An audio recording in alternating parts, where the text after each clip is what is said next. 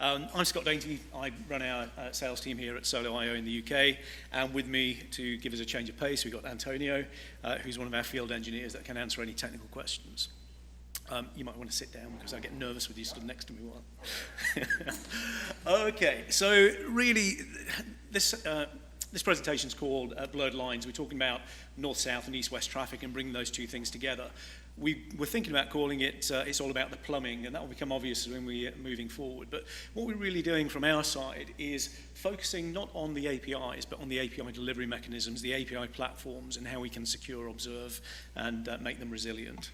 So you're probably familiar with, you will be familiar with the requirements that the business normally sees from APIs. So it's all about being more competitive. It's providing better customer service. It's about enabling innovation, providing ultimately competitive advantage. But the IT view, and particularly the platform team view for API management, is slightly different. I call it the oh shit problem, I suppose, for IT, which is, okay, so you want to expose all of these things now to my external customers and my external partners. That increases my risk profile, okay? It also increases complexity because we've got other people using those. It reduces my control and reduces visibility. So how can we really start to address those things, particularly as the world is moving towards much more multi-cloud, cloud native? And we'll come across some of the challenges that financial services have moving forward with that as we're going through the presentation. So a bit of a history lesson, teaching grandmother to suck eggs and everything else, but how do we get here? Well, when I was a developer a long time ago, we didn't have this thing called the internet. We had monolithic applications that changed on a fairly irregular basis with internal users. We had restricted access and tight controls. We didn't have all the challenges around managing ingress and egress and people talking to our systems. But then we had this shiny new thing come along called the internet. Quite a long time ago, I know. And we started to open up access to our systems, access to our data. And we end up having lots more challenges, particularly when we've got an unknown number of consumers accessing data, accessing systems. And we really got to a point where we had to start to control that ingress and egress and understand who was using our systems, preventing unauthorized access, and make sure only the right people access the data. And that was going back a few years ago. That really led to the birth of what I suppose we still call the API gateway. So how do we control people coming in? How do we control them going out? How can we publish the services that they can start to access? But it was very much, I call it putting lipstick on the pig, if you like. We have our monolithic systems and our old systems at the back end, but we're trying to provide this new fancy interface. So the API gateway gives us a way to do that. But then as we start to move a little bit further and we enter the microservices world and containers and a lot more complexity, ephemeral environments that are spinning up and slowing down, and we have a lot less control over what's going on, we end up with more connections, more complexity, and we need to start to manage things in a much more holistic way, if you like. So the ingress-egress that we talked about with the API gateway is very much north-south. And when we're talking about service-to-service communication, we're talking about east-west. So that's where the flow of the presentation came from to start off with.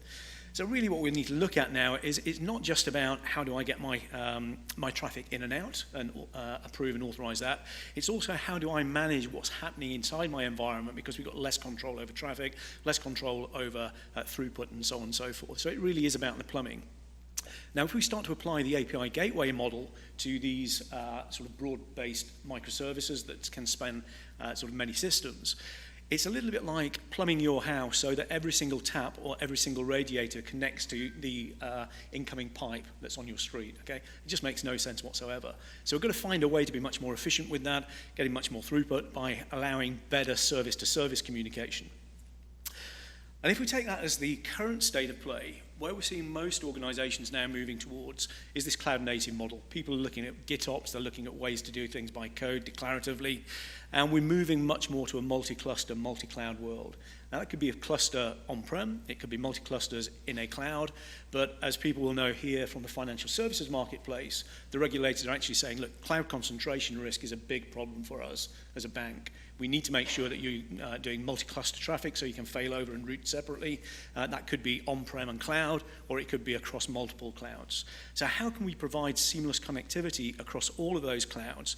Forget about where things are running and just allow us to connect, but provide all of the policies that allow us to do that, to manage connectivity and application networking as the fabric that pulls all these things together. Make sense? Okay. So what we need is a much more holistic approach, and that's what we at Solo.io deliver, and Antonio will go through that in a little bit more detail. So let's go back to the high-level requirements from ingress and egress, and they're all about how do we protect the business. It's about connectivity. Can people get access to the data? Security, how do we prevent the wrong people getting access to the data? Resiliency, we've got many more moving parts. How do we provide failover and such capabilities? And scalability, we've got ephemeral environments. We have no control over who's accessing our external systems when we're exposing APIs in terms of the traffic flows. And how do we observe so we know what's going on? So the API gateway provides that capability for north-south. But we have exactly the same requirements for our service-to-service connectivity. It's connectivity, security, resiliency, scalability, and observability. And that's what we provide with a service mesh. And we use something called Istio, if you're familiar with service meshes, and build additional capabilities on that to make it much more resilient. So if the requirements are exactly the same for north-south and east-west traffic, why do we need two solutions at all? We're just providing different hops. Why can't we move that API gateway functionality into the ingress for our service mesh? And that's, again, what we're doing at Solo. So providing holistic, unified, and standardized application networking. We're moving away from APIs in terms of terminology. It's application networking. How do you provide access? How do you provide connectivity? And make it seamless and provide that connectivity fabric. And Antonio is going to come up and give us a little bit more detail about that. Thank you, Scott. Well, I'm going to start with a simple question. Do you guys know 12-factor? You can raise your hand. So for those who doesn't know 12-factor, basically a cloud-native application needs to satisfy 12-factor. Those are certain rules in order to application to be called cloud-native. I'm going to be focused on the number 10, which is dev-prov parity. And this means, in essence, simple idea. It's like I can deploy my application everywhere. I don't care if it's development environment, production environment. I can deploy it everywhere. It's going to work exactly the same. So then these complex topologies that we are facing nowadays, cross clusters, cross regions, cross clouds, can be simplified in I've got a bucket of services. Like here is presented a bucket of balls, right? Or props, like I've been told it's called. So let's start from the very beginning. We're going to be focused on that idea, but let's start from the very beginning. And everything started at Netflix. And this is not new technology. We are talking 2014, 2015, the beginning of cloud native. And their idea, it was simple. Yeah, we might have an API gateway, and the traffic was coming down, and suddenly, boom, you can see here at the top, the Death Star. Probably you are well known about this picture, is how microservices were communicating to each other. So the traffic was coming north, south, and reaching the Death Star. So the real core of the traffic was east-west. And that was a big challenge. I want to protect my services, not only north-south. I want to protect them east-west, because this is multiple teams, that I want to control if they are allowed or not to talk each other. In the model of the API gateway, the problem we have is like, I protect the access externally to those services, but service-to-service communication is not protected. Well, so what they did is pretty simplistic idea. I'm gonna represent it with my kid's ball here. So, yeah, they have here the service, and at build time, they were Java applications. So they are probably Java applications. So at build time, they are enhancing the business logic, really the money maker, the business logic, the business concerns. They were grabbing them with the cross-cutting concerns. Which are those cross-cutting concerns? Those are authentication, authorization, routing, load balancing. Those, all your microservices are going to do those things. So they were wrapping at build time that functionality with the libraries that they were using, designed to enhance the services. So that's it. That is the magic. Grabbing a service with extra functionality. This is the way they were doing this 8 years ago. Nowadays, we use Kubernetes and Istio. And the approach is pretty much similar. But instead of being at build time, it's at deploying time. At the time I'm going to deploy the application. Which means that the developer doesn't care anymore about all these concerns. The developer is going to develop the application, only the application being focused, and never again about the certifications, about if I'm deploying in a stage environment, in production environment, not anymore. They only be focused on exposing their APIs, creating an application, maybe handle or expose APIs, expose business. And then the application is going to grab this. So that is the magic. Now, I'm going to explain the biggest advantages of this magic, right? It's pretty simplistic. So the biggest advantage is like, well, before with the north-south traffic, if I ask you, one of the capabilities that we are interested in is securing that traffic. But now what happened with service A and service B? I want also to secure them, right? Because I want maybe that team A doesn't talk to team B, service A to service B. So I want to somehow protect that communication, encrypt them, and apply policies to cut the traffic whenever I want. So the model it goes is, again, simplistic. I'm grabbing both, and I'm giving an identity to both services. So now is well known as service A and service B. And then I'm grabbing that into a certificate. Before, probably for securing the north-south, you are using TLS. This is a mutual TLS model, where actually I'm going to validate both directions.